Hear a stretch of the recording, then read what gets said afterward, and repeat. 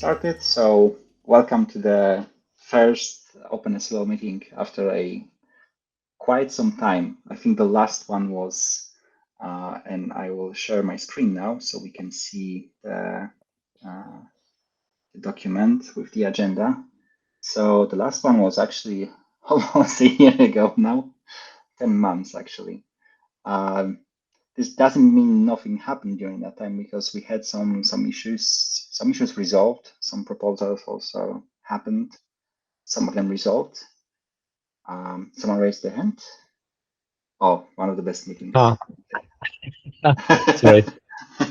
I can't see the pop-up for some reason though. Okay, so we actually have quite a few proposals and ideas currently. And that's nice to see. We will have to continue some of them after this meeting asynchronously on GitHub through the issues that are opened. Yeah, I think we'll start with the proposal that you brought to attention. And that is the full compatibility with Kubernetes CRDs, right? Yeah. Do you guys want to take it away with the screen maybe too? Okay, I can do it.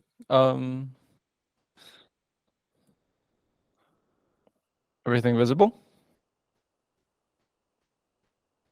Not yet. I cannot see your screen. It's like your profile picture. That's sad. Once more. Still nothing? Still nothing. I can share the screen. Yeah, okay. Yeah. That would be really we tried. Thanks. Okay, so let's go to the issue. And yeah, so in essence,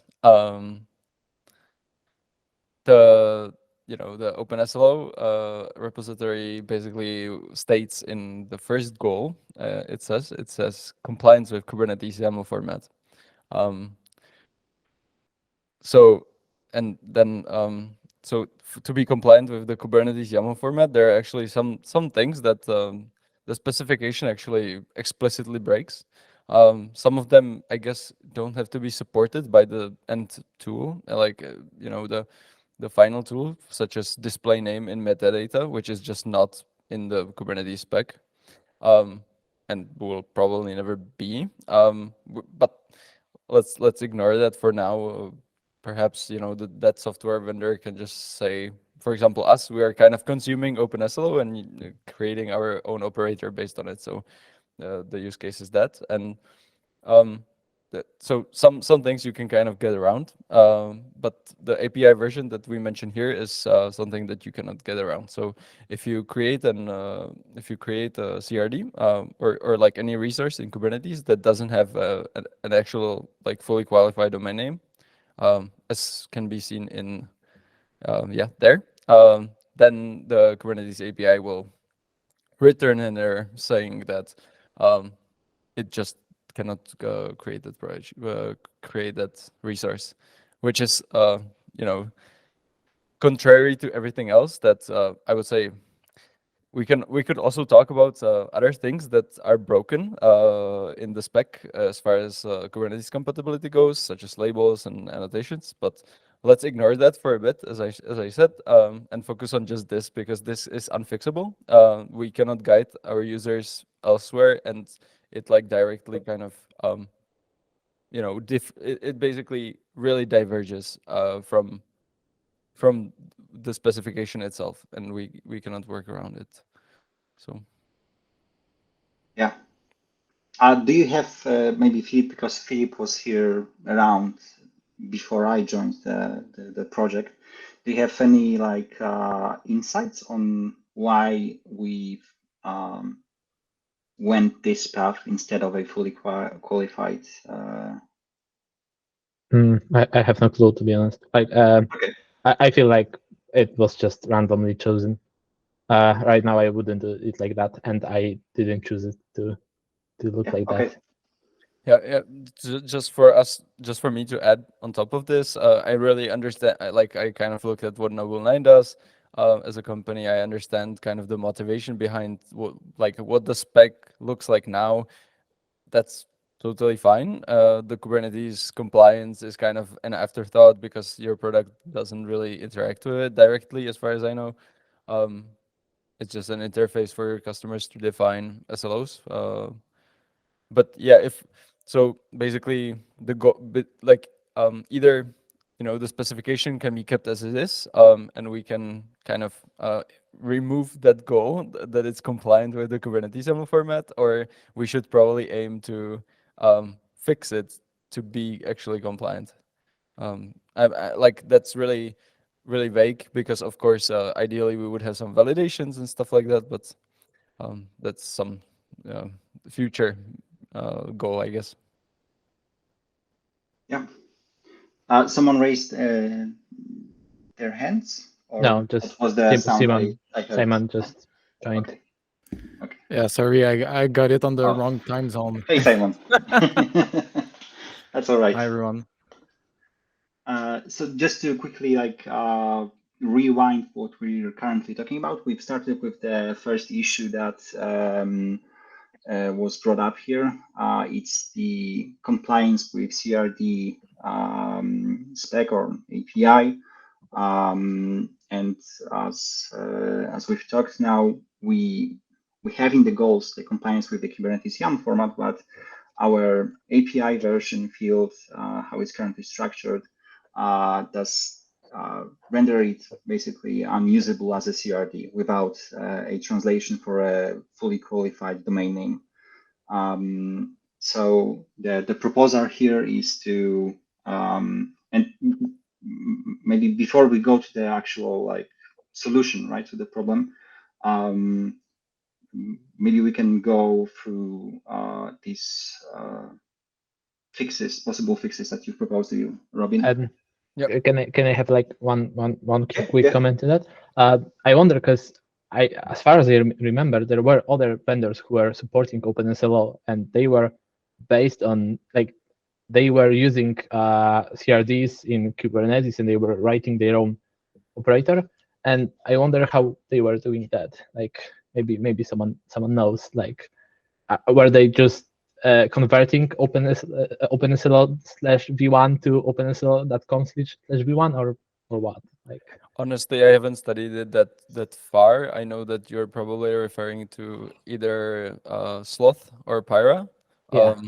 But both of these tools, I guess, really prefer their own format, and they don't really support OpenSLO actually that much. So to answer your question, I don't know. I would guess since the error is thrown directly by the Kubernetes API, I doubt they can just do they can use the upstream OpenSLO spec. So either they maybe they just rewrite the API version to their application kind of, and just the rest is the OpenSLO spec, I would guess. Yeah. So the three possible ways kind of are remove as I mentioned, possibly really the worst option, I think, is removing the goal, this goal from the list of goals, if we don't want to kind of fix it, quote unquote, or we can And fix we're it. talking about this goal. Yeah. The compliance that we listed. Yeah. Or we could fix it in V1 and break different tools and vendors workflows that already exist. This would kind of not be ideal. At the same time, still it would be aligned with the goals. So it's hard for me to argue for it. At the same time, I wouldn't see that big of an issue with it. The most likely fix would be the third fix, to fix it in V2, starting with V2 Alpha 1.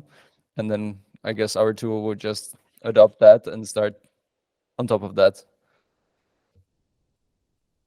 I think we had already plans to start V2. There are more than one problems about the current spec. I think yeah. even it is even started somewhere. Yeah. I'm not sure if we have our current schema definitions in OSLO up to date with what's contained in the V2 Alpha 1 document for enhancements. But yeah, it was already there, right? So we just added another thing here. Right. I'm not aware.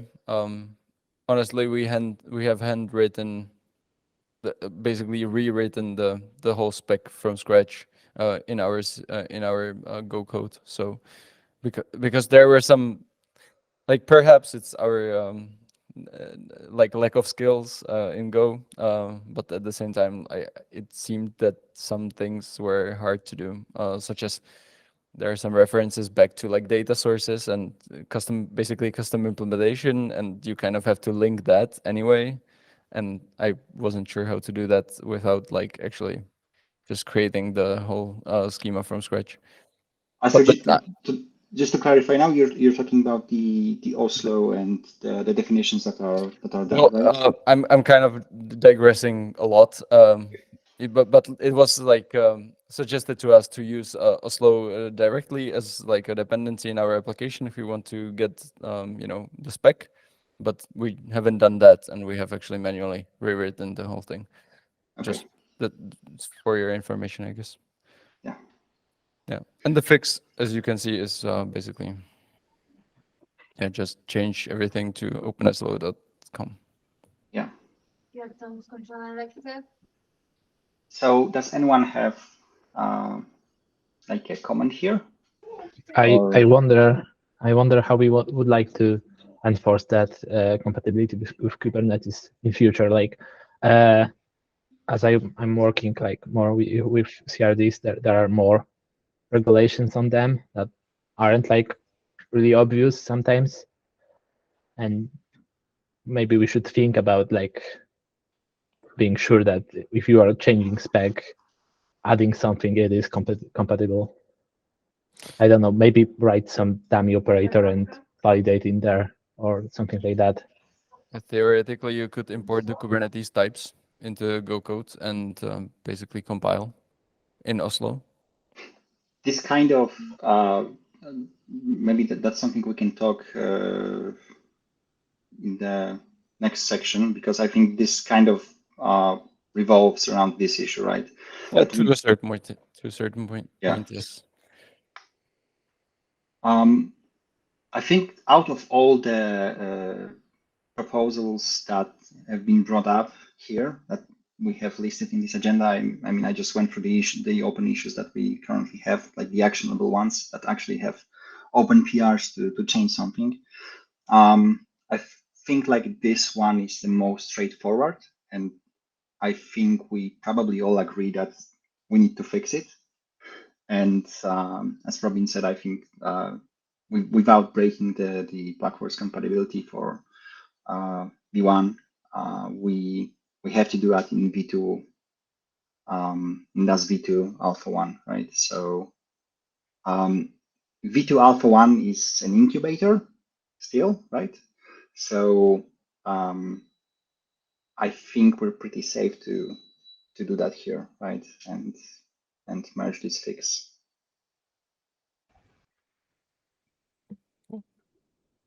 Yeah, this is like super, like this shouldn't happen at the first point. So yeah, I think we can actually.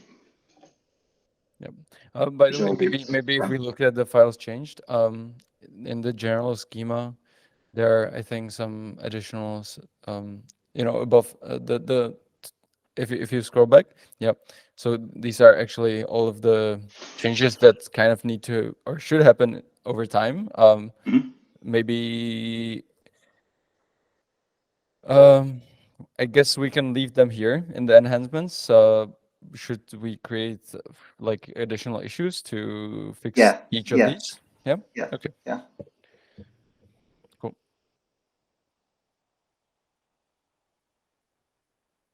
Yeah, that's that's nice that we have here too, I think. But yeah, we should create new issues and also just open up new PRs with the proposals to the V2 Alpha 1, right? Yeah. I think maybe just write some comment under the kind of decision making around the source of truth, because that's kind of related. You know, if we're gonna do the validation by directly coming off of the Kubernetes formats, then that's like gonna fix a lot of things, and at the same time, we wouldn't have to create the other issues because they would automatically be enforced via the compilation. But let's not digress. I'm really satisfied with the PR as it is. So. Yeah. Okay, I think I'll just approve it afterwards, if that's okay, just to not waste time on that right now. And I think we can go to the issue that Simon brought up, since Simon is here. So this is about multiple alert conditions support. I was really hoping for Alex Hidalgo to join us, since he authored the SLO book. He's probably the best authority we can gain here On this, on this issue. Yeah. Would have been nice. But yeah, if you can just walk us through this, Simon, even if we don't like. Yeah, maybe open the issue before. Was a bit more context on the issue. Was ref at the or referenced. Yeah, there's works too.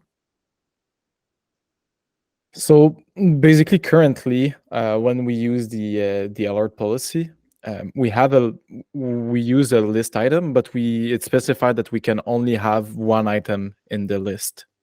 You cannot have multiple conditions for the alert policy. And if we follow the Google SRE book thing, or I don't remember which one of the resources it was. This one. Ideally, you have multiple windows for your alerts, so you need to have like more complex conditions for your alerting. So the idea was to bring some composition with and or into the conditions. So if we go into the issue, into the actual PR, I gave an example. Do you want to share the screen yourself and just sure? Let me open because I don't have it open right now, but I can go open it. I think it will be just easier this way. GitHub.com.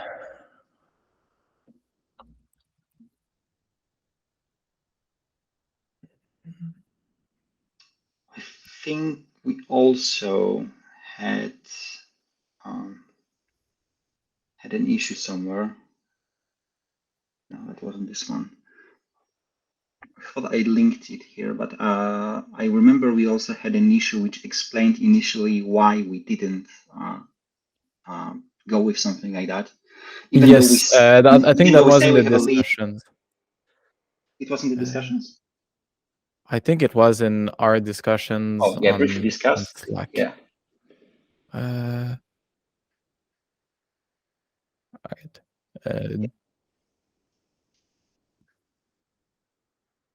Do you see my screen?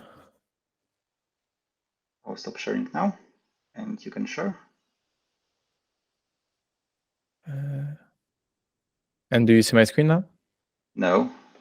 Maybe it's because of the settings of the meeting that I have. I'll try again. Yeah, maybe you have to allow like guests to share. Host controls, share the screen. Yeah, it's all enabled, so you should be able to do that. Do you see it now? Wow.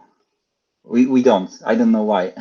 That's weird, because on my screen it says you're presenting and there's a picture of my screen. It was the same for me, yeah. Yeah, we can see that it says that you're presenting, but we can see only your profile picture. Yeah. It looks like it looks similar when someone have connection problems, but you sound good. Just to yeah, prove, no, maybe it's I'm on Linux. I did a big update yesterday. Maybe now it's broken, the screen sharing. as you can see, I have the screen sharing Yeah. enabled, Well, so we'll go it's with pretty your good. screen. Yeah, I'll okay. have to Just figure guide this me out through. after, because yeah, sometimes happen when I update. Having non-standard Linux setups. Robin, do you have Linux too?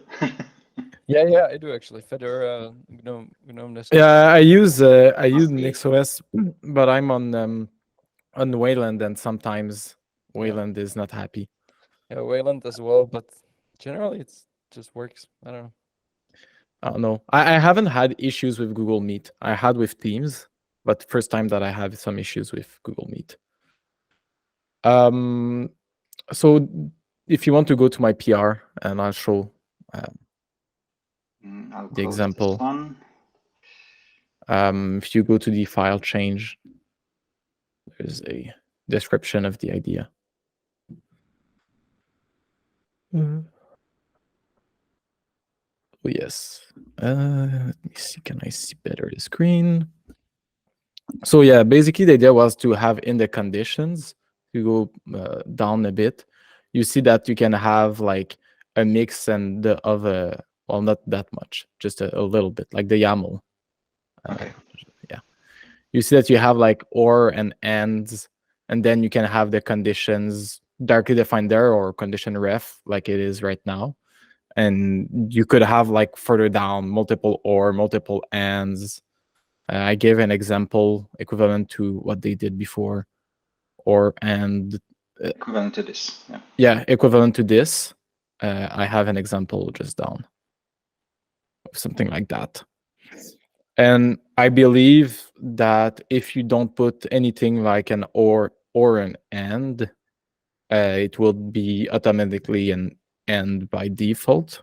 I don't know if that's the best way of doing it, Mhm. but I feel that's like the clearest way of doing it. Yeah. So if you just put a list of alert conditions and you don't put any or and logics, you do that. The other possibility that I showed in the PR in Just to the clarify, if you Yep. want to just do the or, you would simply just remove the ends here, right? And Yes, have exactly. these alert conditions on the or level as a list. Exactly, Or, exactly. yeah. And the other possibility that I told in the PR conversation is that you create a new API object, which is like composite alert condition, and then you can have like and or as an operation there, and specify it like that. So I'm not sure which one is best, having like inline and or. I guess this works a bit better as like the object-oriented way of doing it. The other one is maybe a bit more readable. So I'm not sure which one is best. I was curious to hear some opinions on this, but Just like to give perspective on the, or give a point of view from these source of truth discussions that we have. So this is a nightmare for JSON schema. yeah, I know that's why I'm saying that the other one is easier for that. But like this one is the first one was a bit more readable, and after that I was thinking about the actual way of doing it. I'm like, the schema with the and or sound horrible. Something like a composite alert condition, which would be a much easier to implement in a schema, I think. My thoughts here are possibly that this is kind of an implementation detail of the target system, and I'm not sure if I would like include it in the alert policy or elsewhere. So first of all, like it would be really a nightmare for anyone who would want to like kind of like accept alert policies to be able to like each application would have to be able to parse this if they wanted to do an alerting policy. That already seems kind of complicated, but we could pass on that.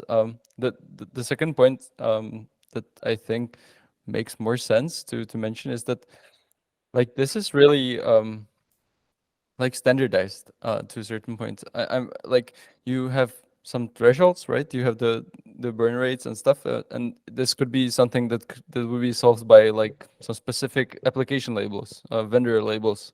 So something like you know, application double dots under labels, like application double dots use multi burn rate something, and then the application would just, based on that on off switch, would create this like everything here in the background, without the user having to like specify this over and over, because once you're I mean, given, that's the reference. I think that's why you have references. But I would still like to have like a way to define it, because currently I don't see any way of having those multi-windows alerting defined into OpenSLO.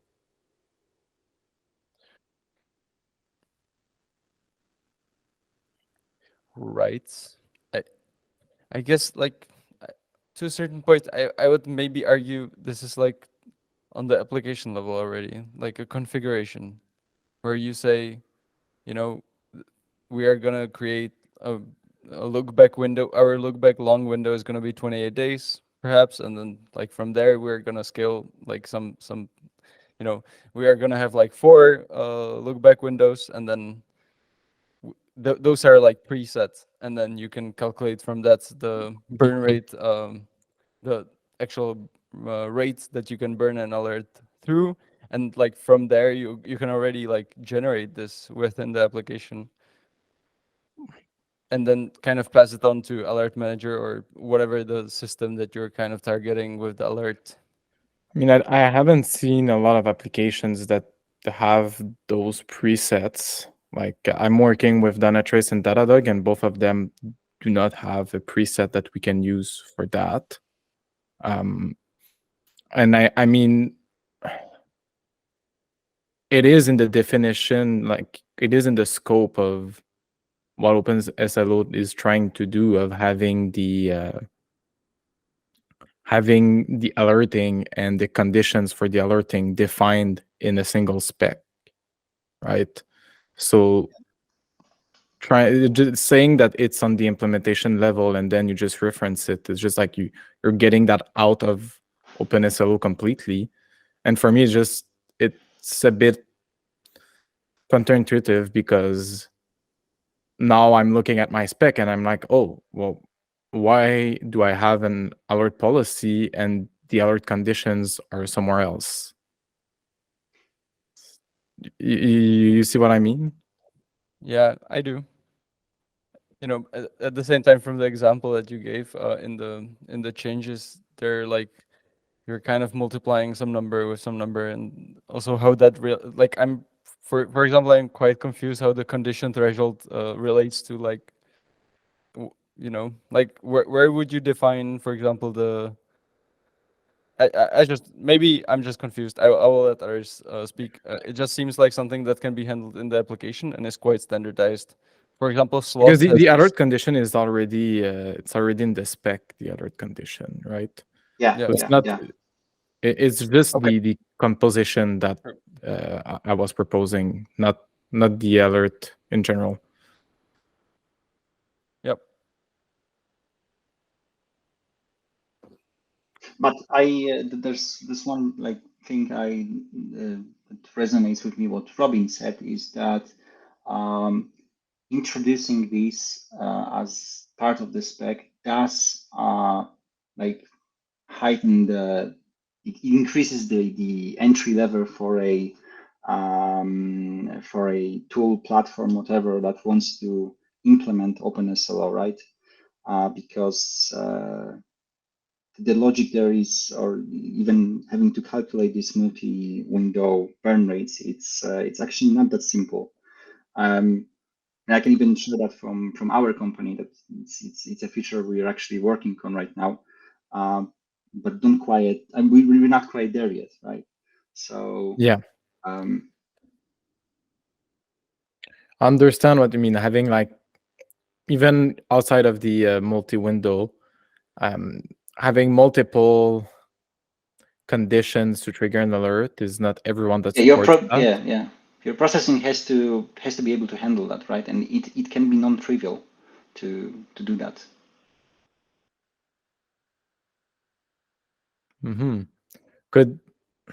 Trying to think of a way to, because for me it was something I tried to implement, and that was a stopper when on my project. So I'm trying to think of a way that we can have it, because I think it makes sense in the specification, but I do understand that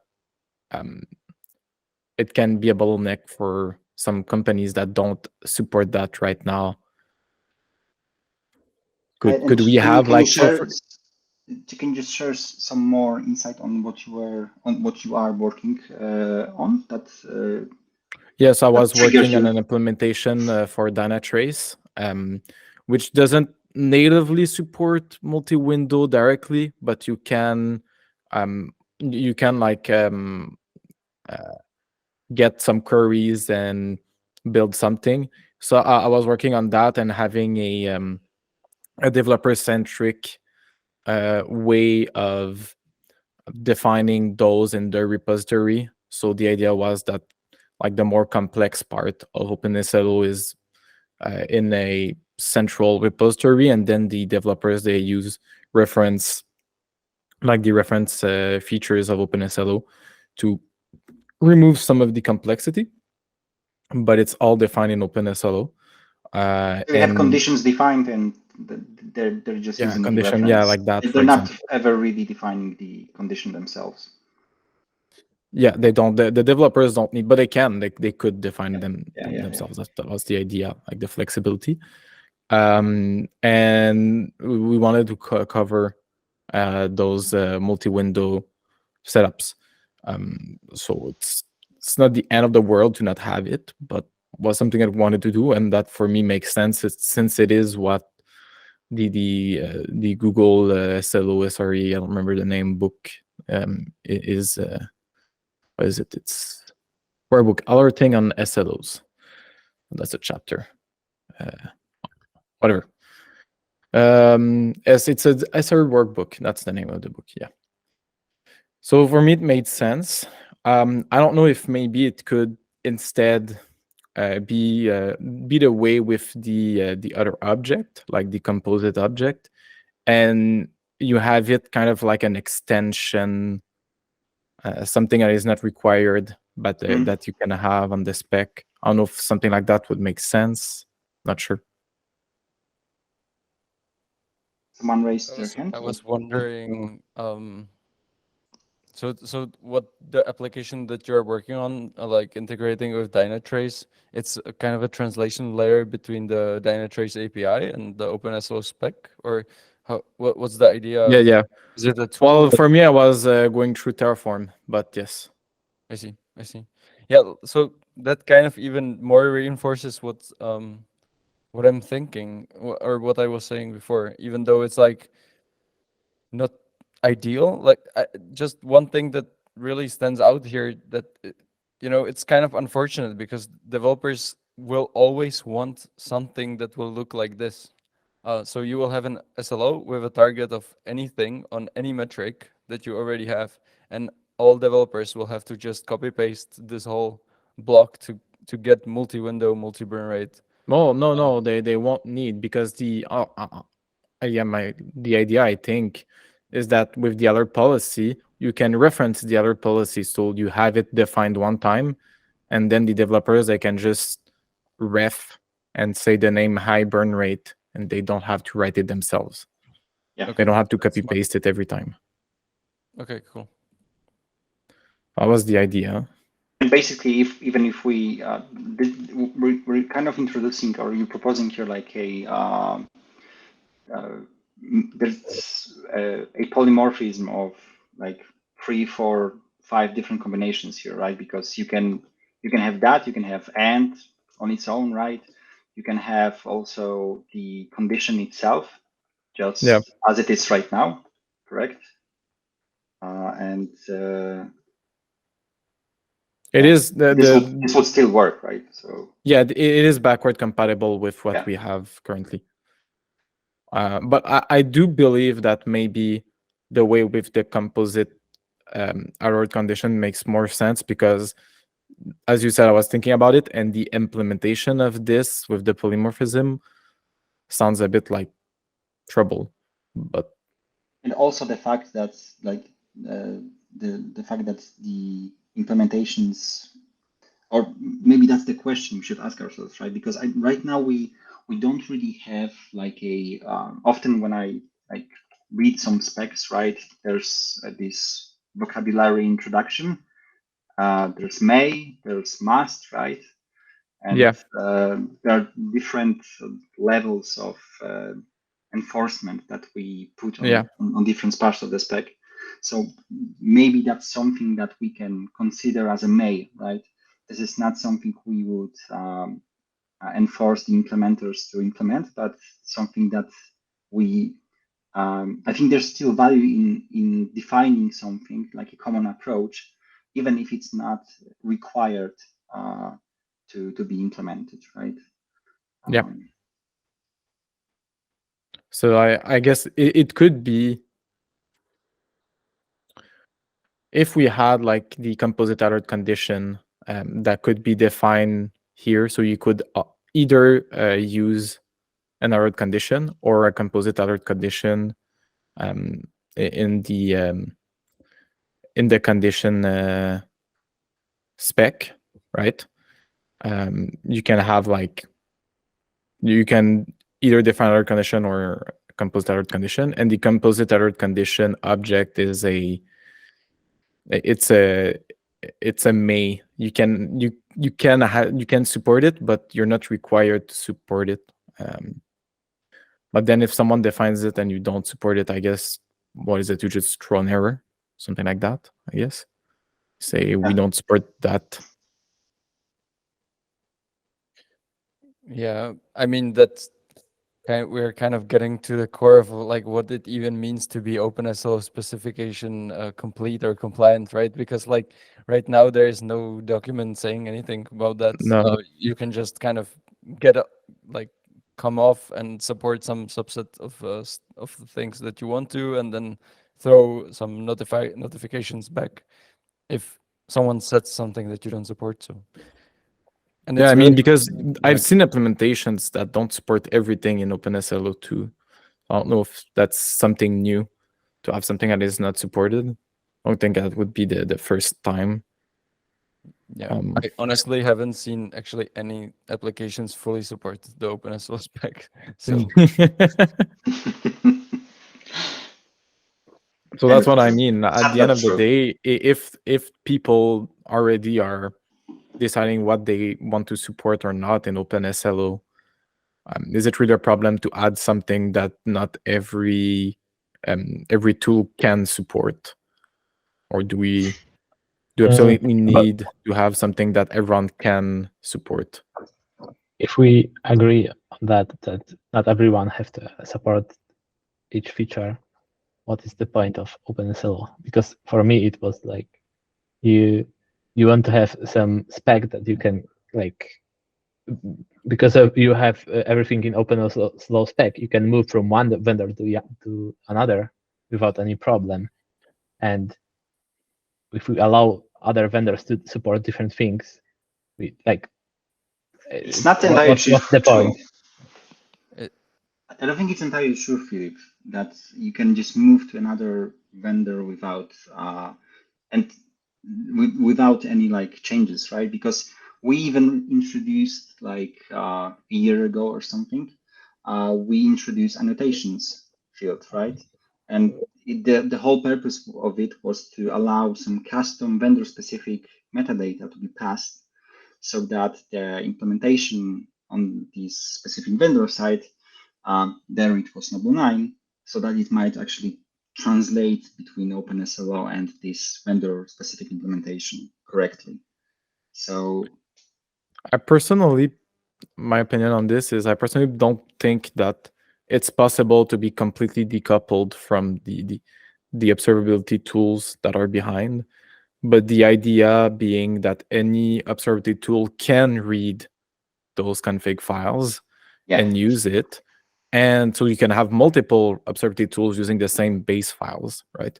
And the idea that you have a common language, then if you change the observability tool, you don't have to relearn a new way of defining those. It's basically the same way. So you just have to change everything.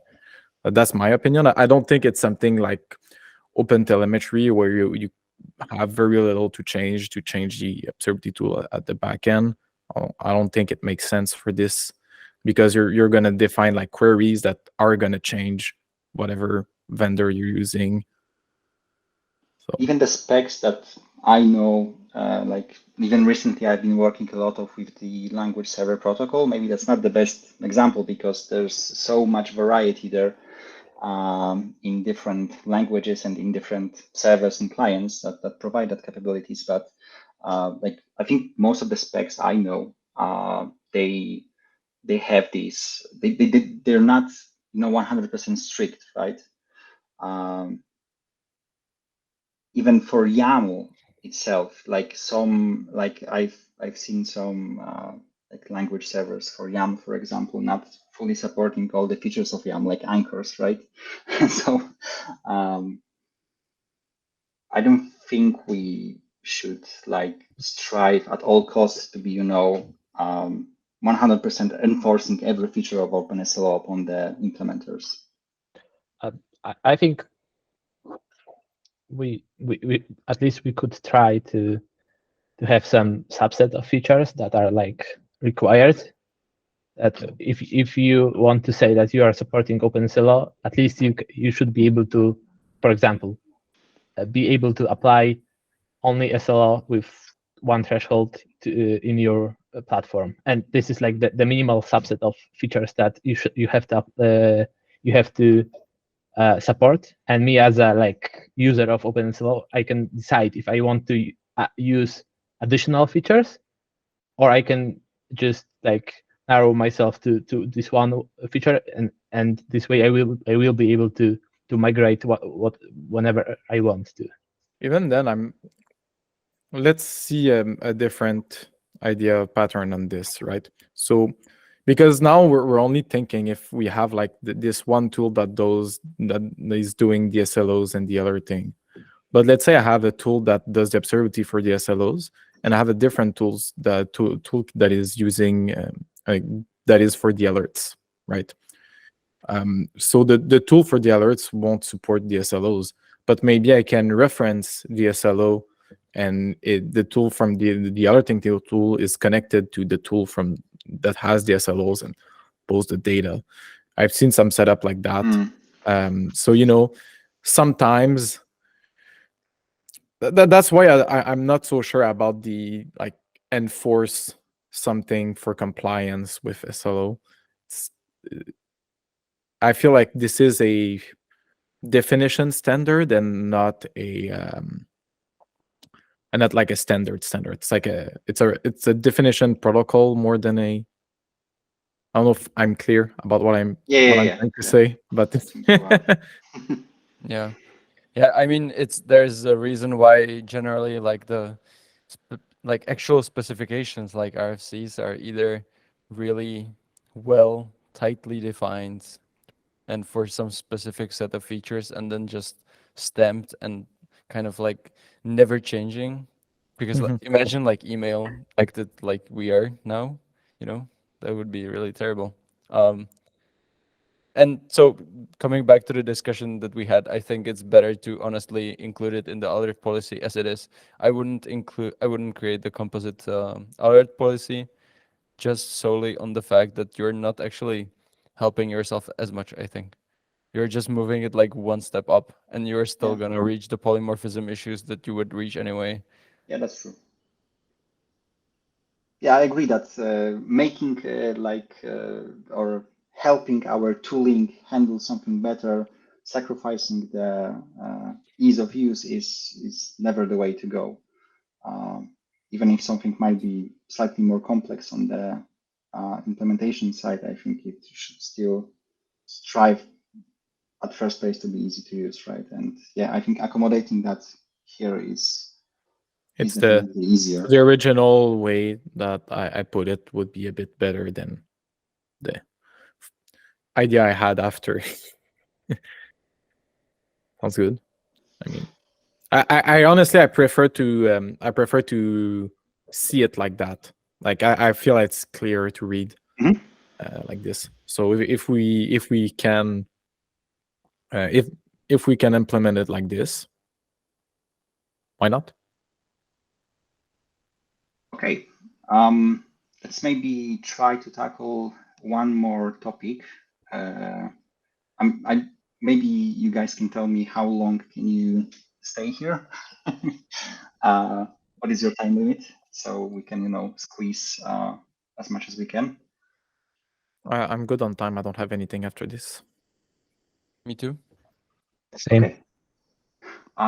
So I think we still need to discuss it with more people probably. I'd really, as I said, I'd really love Alex to get involved in this conversation, and I will, on my part, I can try to nudge him every day until he finally responds here. So yeah. Yeah, I think maybe we had I presented the idea and we had the initial discussions, but if you have any more thoughts on it, you can put it on the PR, and next meeting we can rediscuss this maybe. Yeah, and maybe approve it or reject it. Ideally, I would keep the discussion under the PR. So even maybe pinging Alex, and then he can kind of get to it easier maybe for him. Yeah. That's what I actually meant, like him actually writing a comment here on GitHub. Cool. Okay, so going back to our agenda, our topics, I think I will just put a mark on the ones that we discussed. This actually kind of relates to what you, Robin, mentioned, right? About sorting out our labels. But I think these are two fairly straightforward and small proposals. At least this one, because currently we have labels, but we don't have them on all of the objects. So some of the objects we haven't listed labels in the specter. Here it includes data source, SLO, and what was it? An SLI, yeah. So Bert has proposed to include labels on these objects too, which makes sense. But given the fact that our current labels are not aligned with the Kubernetes spec, we might want to include that conversation here too. Yeah, sorry. Yeah, I think it makes complete sense to add it to all objects. That's kind of the reaction to this PR. And as far as I would say that in the general schema, in the specification on GitHub, in the README, that the main issue with the labels is that it supports key and value being a list, which is just not compliant again with the Kubernetes API at least. So Kubernetes API only accepts key values as strings with some predefined limitations on length and stuff, and even amount of keys and values. I think the number of them, I think it's 64 or something. So those are all things to perhaps consider and validate for. Yeah, that's all I have to say. And also there's, because these are the main objects there that are separate objects in the spec. But Bert also proposed to add labels to objectives. And I wonder what you think about it. I don't see an issue with it as long as it's an optional field. I would impose the same limitations on all labels across the project. Yeah. If it's a label field, it should be structured in certain way across Yeah. the specification. Yeah. I wonder, because I think our conversation is like a little bit around the source of truth, and if we will decide to be compatible with Kubernetes the specification, I think in Go code they are defining like the old metadata things as object meta, something like that. It's called like the struct name, and maybe I think this conversation would be resolved if we agree that, for example, on source of truth as a CRD, because we will just place everywhere metadata the same thing. Because there are other fields than the labels and annotations and metadata. There's a few other fields that are optional, but if we go the CRD ways, I think we can have everything there, and then we can use the Go object that already exists for that. Yeah. Cool. So there is also like a lot of things that we do not need, like creation timestamp and deletion timestamp, but yeah. But those are not defined by the users; they are defined by the API. But they need to be there. Your CRD needs to support them, because if it doesn't, Kubernetes is going to refuse it. But yeah, I know they are using it for finalizers and others. These two topics will leave out as Alex didn't join us, and he's the mind behind them. So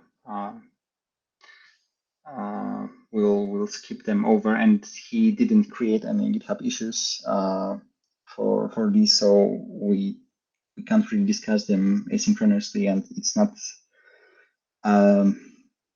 it's not well formed in any documentation yet too, so we'll just leave them out until he can provide us with at least a concrete change proposal. And there are two other issues here, and I think of these two, this is probably the most important one. One that has been going on for almost since the creation of OpenSLO, right? We created OSLO, which is a CLI tool we use to validate and also currently convert the spec to vendor-specific implementation. And we also had some proposals to add JSON schema. It was initially even added. It is in the OpenSLO, in the schemas v1 somewhere here, yeah. But it's not maintained, and I don't think it actually quite works. I tried playing with it some time ago, as I was also doing some stuff with JSON schema. We also had a proposal for defining it in Q language, as it allows generating of Go code. It also allows generation of JSON schema, and now also brought to light were CRDs. I think I'm particularly curious about the CRDs because I think, Robin, you mentioned initially, right, today that we can define the schema as a CRD, and based off on that, we can generate the colon code, right? Or how does it? I guess my idea was to more or less have the Go code, Go structs as the source of truth, because then you could validate. Okay. I imagine you could validate easily the compliance with Kubernetes, at least, because then you could kind of import Kubernetes and reference the types directly. Yeah. So I can share. Yeah. Sorry. I think like we could consider using Kube Builder and there define our schema, and even I think this tool comes with like nice test suite that would allow us to I think it creates a like small cluster where it tries to apply the resources, so we could test if it can be applied in a cluster. It doesn't have these creation capabilities, but you can use Kind or any other tool like that for really easy Kubernetes and Docker creation, in which you can then test. So KubeBuilder is a tool to, I guess, framework for building Kubernetes APIs. Generally, it's used for, by operator developers, I guess. Yeah, but I was thinking about leveraging the things that this tool comes with to validate the structs, the schema, because working with CRDs, I've seen like there are things that are not only validated by like structs, but also in an API, and I think. Yeah, but we can have it in our CI, right? We don't have to make it like a concrete dependency of, let's say, OSLO, or if we place our Go definitions in OpenSLO repository, right? We don't have to make it like a direct dependency. It can just be in our CI as a check that it I guess compiles. I'm not really. I know what you mean now, Philip. It's what you can do the KubeBuilder validations on, like at the top of each field, right? Yeah. Yeah, that actually is a good point. I don't have an answer. I would not use the whole KubeBuilder like bootstrapped project, but maybe KubeBuilder can be used somehow, like softly, or how do you call it? How do you say it? Like thinly, to just do this validation. Are we talking about the static validation of the fields, or like validation against the Kubernetes API? Against the Kubernetes API. Okay. So with KubeBuilder, you are able to use some specific like KubeBuilder comments in the structs, and the KubeBuilder will read those validations, and then the Kubernetes API, those validations will then be like presented into the CRDs themselves. So yeah. So something that I spent some time on this topic, and specifically I spent a lot of time with JSON schema. I actually tried some time ago to write a proper JSON schema for our Noble 9 objects, and they are fairly similar to some of the objects that are defined in OpenSLO. Specifically, I did a POC of the SLO object, and JSON schema doesn't really fare well with complicated polymorphic types. There are some hacks you can do there to enforce a behavior of one-off, but there are also many different versions of JSON schema too. So, for example, YAML language server only supports the JSON schema version 7.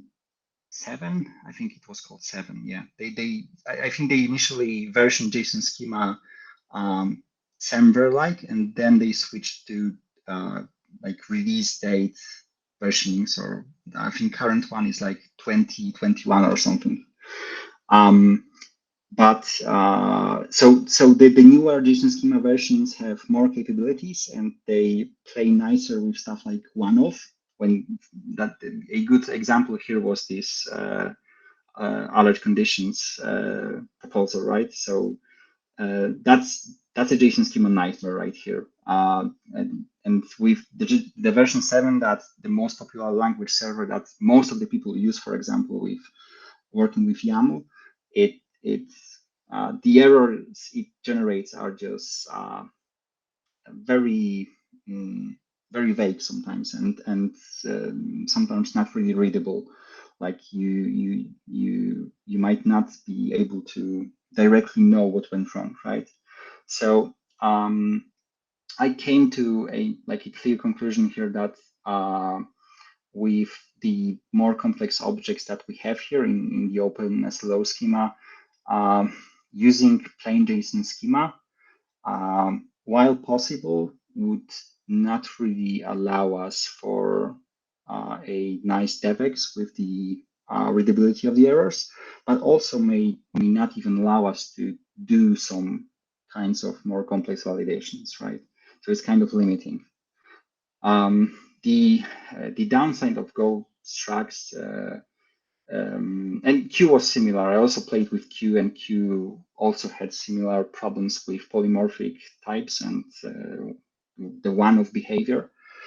And Go structs, well, like the biggest downside that was mentioned in some of the discussions that we had over this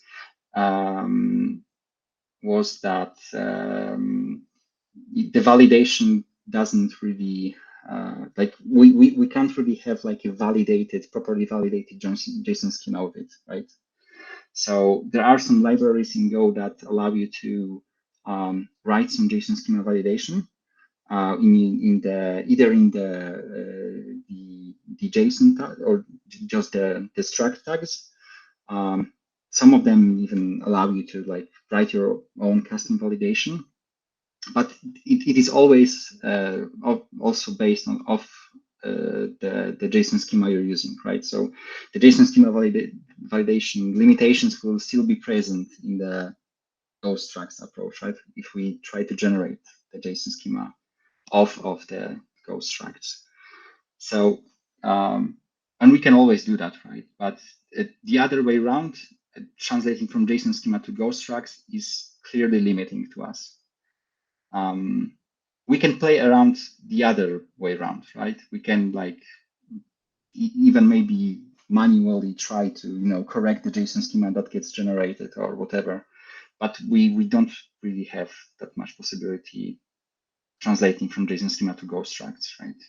I mean, we could still try to manually then write some validation for these Go structs once they are generated from JSON schema, but that's not nice either. And just so you guys know, there are maybe I should have gathered the issues and discussions that we've had over this, but they are to be found here. I can link them after the meeting, just not to search them for them right now. Yeah. I think, yeah, Ken has linked some of the discussions on Q, on JSON schema, and also on CRDs here. We have one open issue here. So do you guys have some thoughts on that? Philip is unmuted for a bit, so I was kind of waiting if something's gonna come out, but apparently not. I'm wondering because I feel like having CRDs as a one source of truth is a little bit also having them as a Go structs, because you are defining CRDs as a Go structs. Am I right? Or You're generally in the with the Q builder, you create Go structs and generate CRDs out of them. So that's the easiest workflow, and it was mentioned that you can generate JSON schema out of Go structs. So to me, it seems it's kind of the ideal state, or like the best we can probably do is to have Go structs and then generate everything out of those. And regarding the validation, I actually never thought about this, but like just now it occurred to me, perhaps like such complex validation on the level of the API is actually not possible. Like for example, with the and or that we just discussed around the alert policy, it's just really a nightmare. And then you don't even consider like the really invalid cases where you can do, like a list of conditions where it would be conditions, and the list would contain and as the key, and then or as the key right after each other. That would be valid.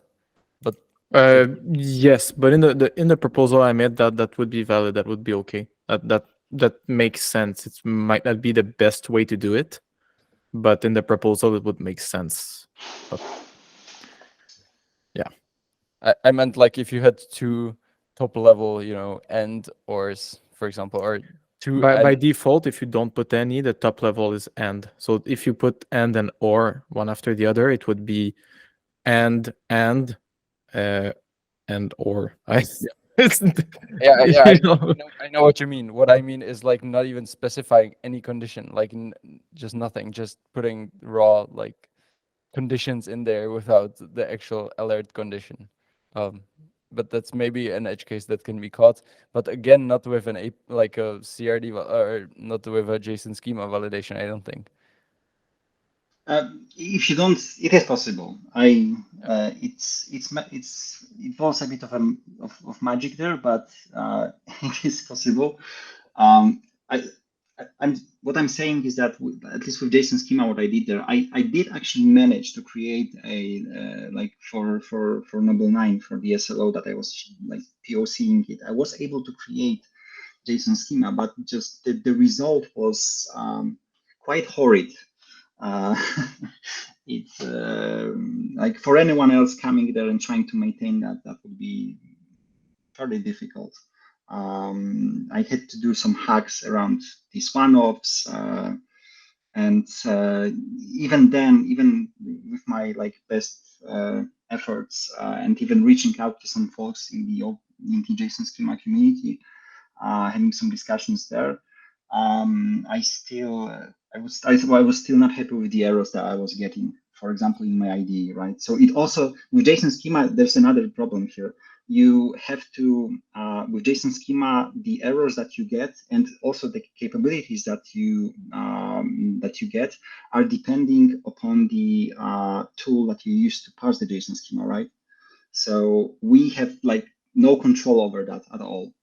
YAML language server, for example, it can parse it and give you one error, and then if you throw that into like a Go JSON schema implementation, it can give you another error, and it might not even handle some of the cases. So OpenAPI will give you something else too. So yeah, I'm thinking, back to what I kind of tried to hint at is that I'm not sure if like it's worth even maybe it can be possible, but it's maybe not worth doing validations of all of the specification within some predefined schema. Maybe it's okay to just saying, this is the schema, and if you want to comply with it, and or like, it's your application. You have your users. You kind of use OpenSLO. It can look like this, and it can look like also something else. Your users are going to give you OpenSLO files, and either you're going to crunch them up and you're going to parse them and validate them in the application. At some point, we could also just give it like a Go library for the validation, and like it's the job of, for example, in Kubernetes would be a job of the operator to use that to validate, and now we're just validating using Go, and it's much easier. We even already have that because but I mean for everything, right? Yeah. But like I mean that's the idea. I think at that point it's the people implementing the execution of OpenSLO that could like that has the responsibility to validate it using libraries or themselves if they want to.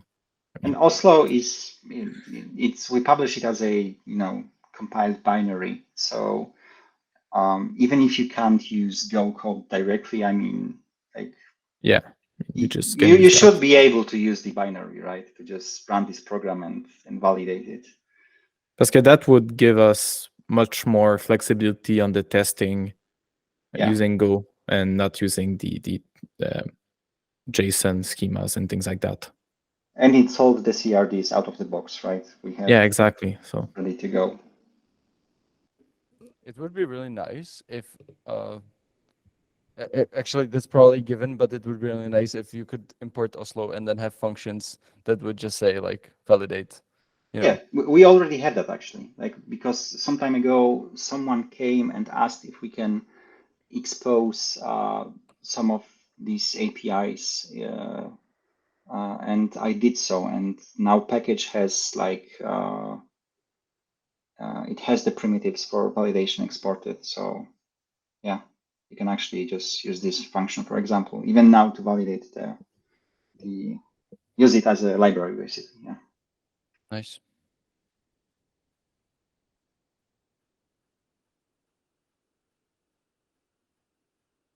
Okay. So I guess that I guess the soft outcome here is to use Go structs as the source of truth and then generate JSON schema and CRDs out of those and validate using like via Go code or application specific code.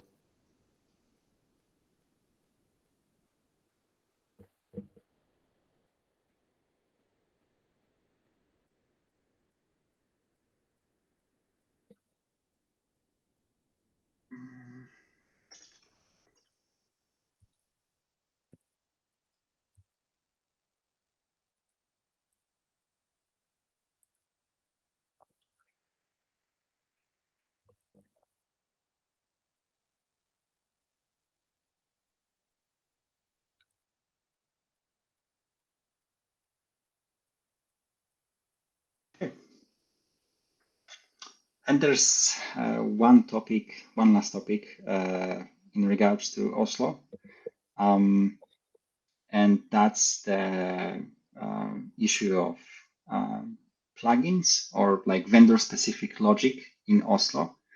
Right now, Oslo has two basic methods, and that's validate and convert.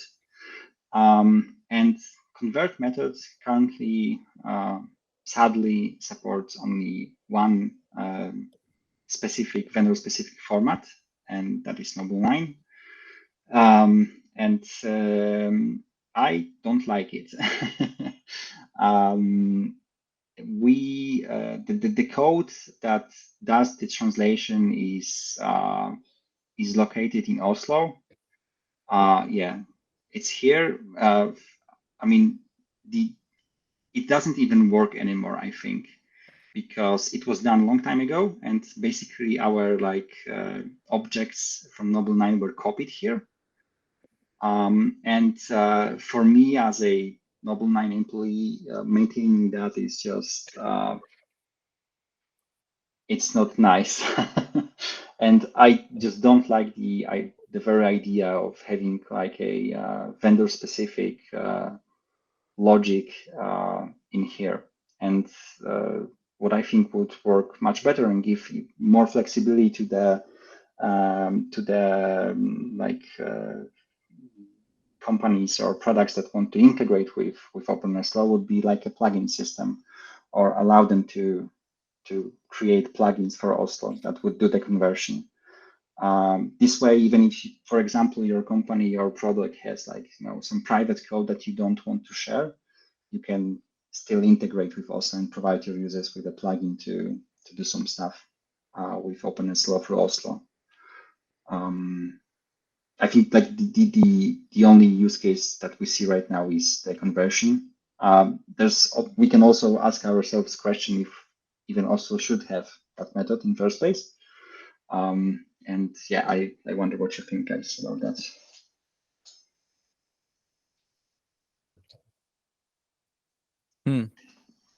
It's an interesting topic. So in our project that we're is still really work in progress. Everything that was like specific to our application, but even if it had to interact with OpenSLO, for example, data source connection details and other, kind of application specific details, we actually moved to like its own like API section under different like CRD API version basically. So so we have like osco.dev/v1alpha1, which contains our own specific code, and then we have everything else elsewhere. And for example, in the connection details, we then reference our own API or our own structs in the OpenSLO spec, basically. It's probably anti-pattern, but this is kind of how we did it. And that at least what it does, it keeps the OpenSLO spec clean, and you don't have to like translate between. Were you aware of the annotations? I'm trying. Yep. You said you keep that in the connection details instead of annotations, right? Yeah, if the kind was data source, we used connection details. Okay. Because it just seemed like the correct place. I guess, yeah, if we did it through annotations, sure, we would keep it cleaner, but debatably, this is where it belongs. What I'm trying to say is, like, I'm not sure if this should be necessary. More than that, the OpenSLO specification could support the use cases of the specific vendor, or they could be served via the annotations or via custom like code elsewhere. That's kind of my view. I'm not sure if the OpenSLO spec should, or even OpenSLO tools around it, like Oslo, if they should like have anything to do with anything vendor. Even like plugin system. Not I don't know. I kind of agree with this. I feel like having a plugin system is also like you put some constraints. For example, I'm coming back to the idea that I had with Terraform. I'm using a Terraform provider. I'm building a Terraform provider for this. Wouldn't work with Oslo. I can use the library, but I cannot use Oslo itself. So having a plugin system doesn't make sense. For me, exposing it as much as we can as a library, and then a vendor can use those libraries, or the community can use that to build a tool specific for that vendor. I think that makes kind of more sense. But yeah, I mean, I don't know, because I feel like the conversion there's too many variables to have it inside Oslo itself. So too many use cases. You're saying we need more SDK than CLI. Yeah, I mean, we can. I think providing a CLI for validation is nice, but the CLI would just be for validation, and then most of the things should be in the SDK. For me, it makes more sense to have like the data models, having the validation functions available there too, everything there, and then as let's say I am a vendor and I want to support OpenSLO, I can use that. And even if I want to do it like even better, I put it directly in my platform, in my tooling, and done deal, right? And now it lives in proprietary code, so I don't want to give an extension for OpenSLO, but I have it there, so it's supported. Yeah, that makes sense. The one beef that I have with the one beef that I have with annotations field and doing stuff like having vendor specific details in the spec is that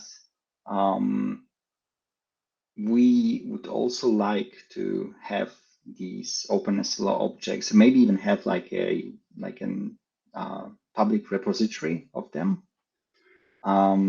with like ready to use ones, right? For like maybe some cluster observability, maybe ones with some nice queries for Kafka monitoring and stuff like that. And I don't know. I just feel kind of like a internal pain having these annotations, and the fact that you then, if you want to share it with someone, it's like, oh, there's this vendor-specific logic in your OpenSLO definition. But at the same time, other than having like a vendor-specific file and then have like a tool that would maybe embed OpenSLO, right, and do some translation logic on its own, I don't see any other way to do it either. So, and it is probably more convenient to have these annotations here.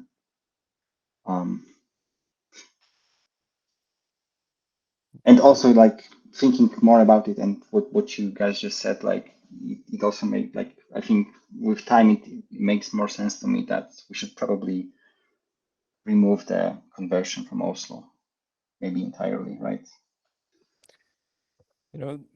Perhaps the spec isn't there to like be copied and pasted for each and every use case. Like the difference in which like for example, Simon here uses like some Dynatrace platform, and we are targeting with our tool the Prometheus, Mimir, Cortex ecosystem, and that's already so wildly different that like we would never be able to copy and paste, because even the queries wouldn't differ.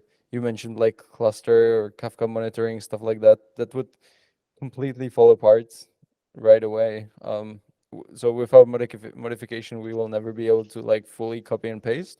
At the same time, you can still have a community around, people that kind of can look at an open SLO, SLO, for example, and just reason about it, see what it kind of does, understand like that it is a basic structure, that there, like that.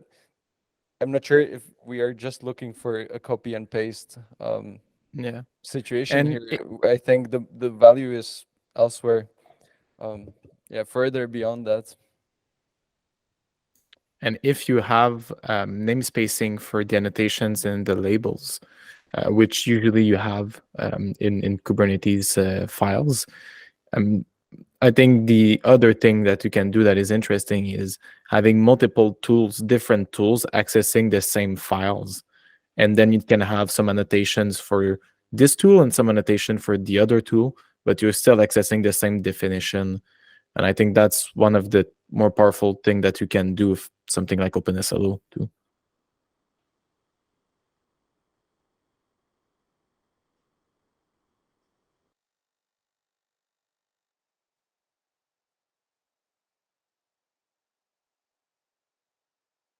I will create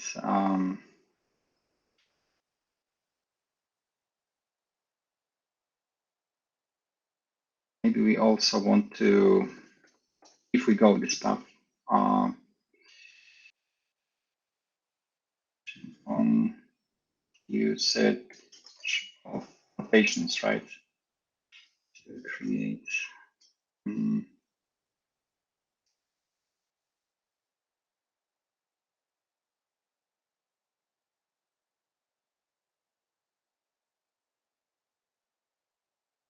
That sound good to you?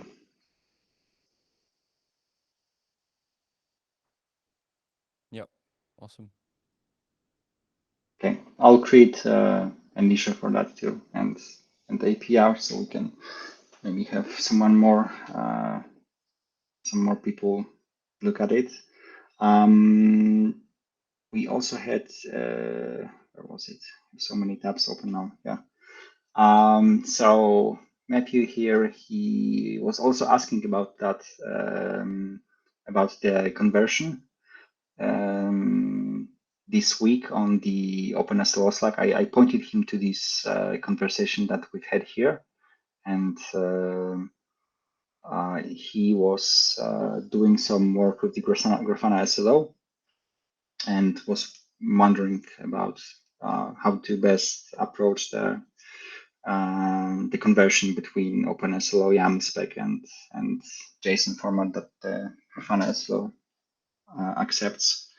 But that's once again, that's something that can be like easily another tool in of itself, right? we can maybe even have like a list of these tools in Oslo, like existing tools that do these translations, right? Or conversions, but yeah, other than that, it's probably for the best to have a better SDK than further like inflate the Oslo responsibilities. Yeah, I would say Yeah, this is, sorry, this is entirely Go ahead. like out of our concern. Yeah, if someone wants, like, I guess, yeah, some one of us could go and like write a tool for converting this, or someone else completely, but it's not kind of in the OpenSLO area of like yeah, focus, I guess. Yeah, and also like the conversion was added with idea that other vendors will come and try to add their conversions, and there was like no need for that. No one did it, so yeah, maybe it's useless feature. On the other hand, I remember there was a one person who was using conversions to Noble 9, and yeah, I'm not sure if we should delete it or just leave it as it is. I think we can delete it, and I think we can safely communicate with that person on our part, Noble 9 part, right? So okay. I will probably delete that after I actually move it, so that we have something in something to replace it with, in case some of our clients use it, just not to break it for them without any alternative.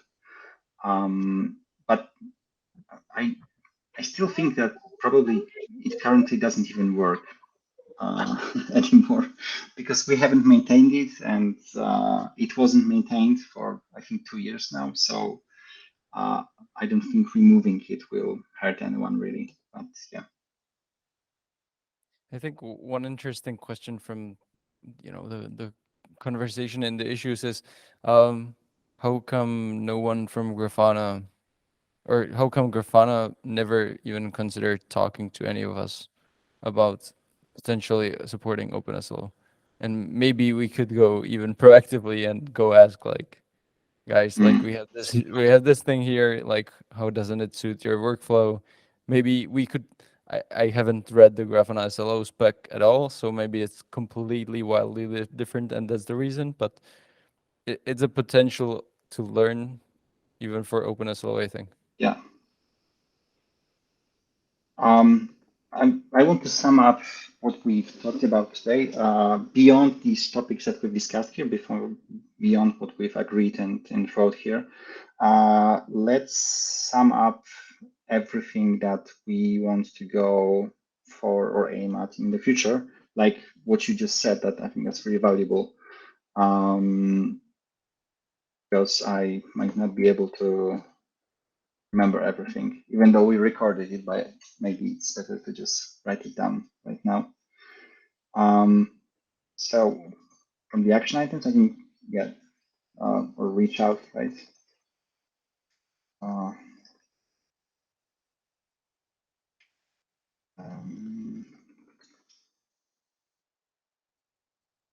Let me just link the issue here. Where was it? Too many tabs. Too many tabs. Yeah, I'll just start closing them. Yeah, there it is.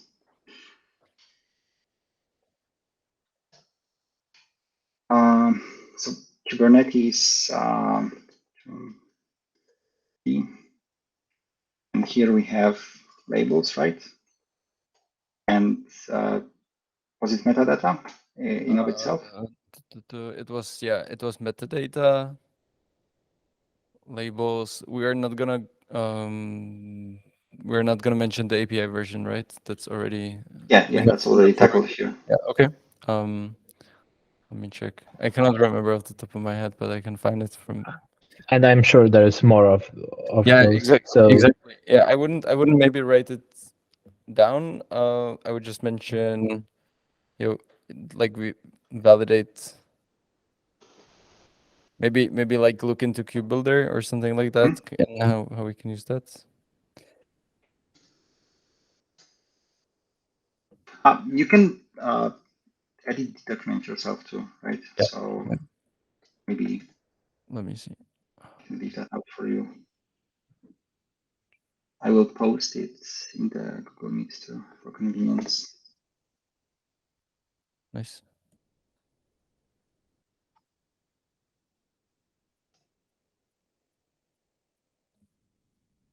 Is there something else we talked about so we don't miss it?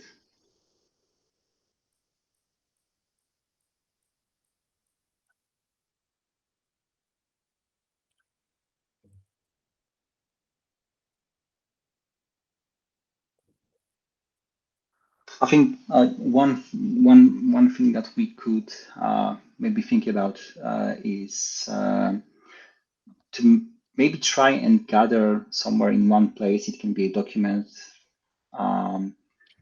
The use cases of OpenSLO that we are aware right now, right? Even the things that you guys are working on.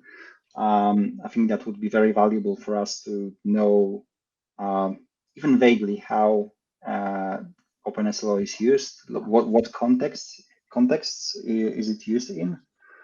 And I think that can be always like a nice reference for other people if they want to make some changes to the spec, see how it is used, maybe see if some changes that we want to push might be not the best fit for these solutions.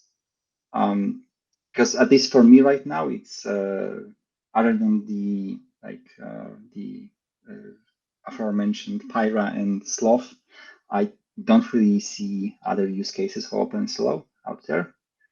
And yeah, it will be just really nice to get to know them better. I think even writing down how we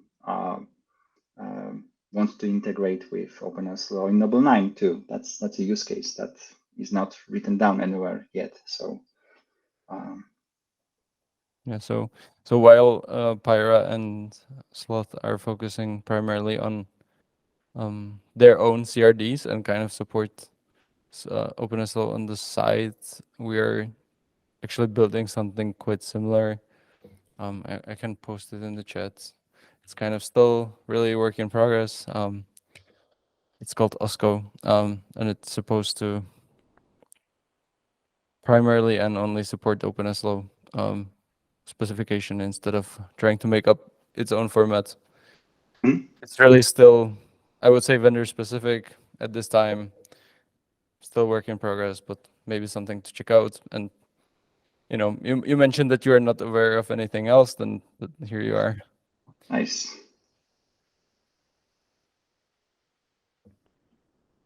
But yeah, the use case is still kind of the same as with Pyra.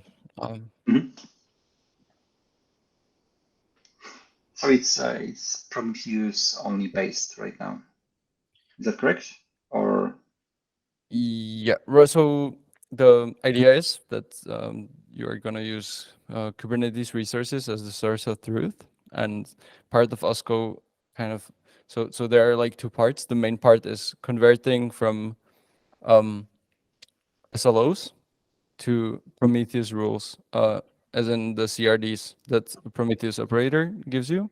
And then from there, once you have those in the cluster, regardless of if you're using Prometheus or not, you can use like extra controllers that we're kind of building to reconcile against any other API that you might kind of want to reconcile with. So we are using Mimir, for example, right now, which is obviously pretty Prometheus friendly, but doesn't like natively support Prometheus rule ingestion.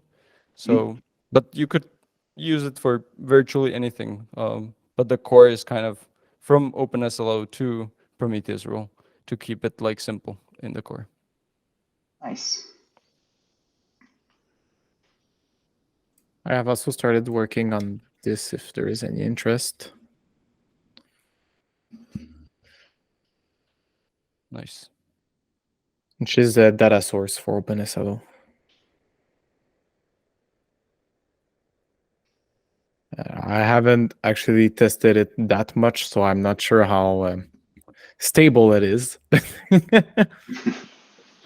because Terraform doesn't like circle references, and it's very possible to do circle references in OpenSLO. So sometimes it's a bit funky. Yeah, I can imagine. Yeah, that's where the Kubernetes API is really nice, because you can like just call like reconcile many times on many different objects, and eventually you're gonna end up with something that's functional, even if you have like cross references. Nice. It's not clean, right? But since it's a living thing, you can kind of do that and not break your whole application. Yeah, Terraform, it needs to be all resolved in one shot. So Yeah, exactly. but it mostly works, I think. Cool. But I didn't know at that time that there was I could use the SLO library, so maybe I'm gonna try to rewrite it using that, so that I have so that when the spec change, I don't have to copy paste and rewrite all the models definitions. So I'll see. I can when I have time. Oh.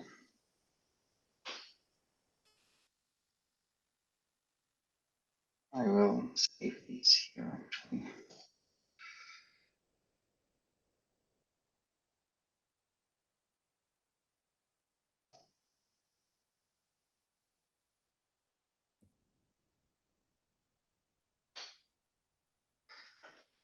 Okay. Does anyone have maybe something else that wasn't listed here, or like final words or whatever? I don't know if it was because it's my first time, so I don't know if it was discussed before, but I was talking with Archie, which is a CNCF ambassador here in Canada, and he was asking if there was any intention and interest about joining, putting OpenSLO under the CNCF umbrella at some point. I don't know if it was something that was discussed before. I'm just throwing that out there. I've been working. At least I can answer the last question if it was considered, and as far as I know, it wasn't. And I think I was attending the most meetings from here. We haven't considered it. We felt like it's still in Baby. too baby to Yeah. to even consider it. Yeah, I understand. I understand that. But it's just I agree with this. Maybe with maybe with V2 could be like a good if they want OpenSLO too. I don't know, but but I mean it could be a nice one. But I agree that at this point it's a bit baby, and it would give a lot of visibility to OpenSLO if we go with CNCF at some point. But it would be nice to have something that is more concrete and stable at that point. So probably like I think waiting for V2 is a good idea before doing that, but maybe after. I don't know. And That's my opinion. I heard there is a lot of constraints that CNCF is like putting on the projects that they are like incubating, or I don't know how to call it. I don't know if it's true. I would expect so, actually. Right? Yeah. It's. Yeah, I sure hope they do that. Yeah. Because for the sake of all of us, at the same time, like I'm not sure if we actually want to really consider it, and if there is time and kind of energy in the project here to consider it.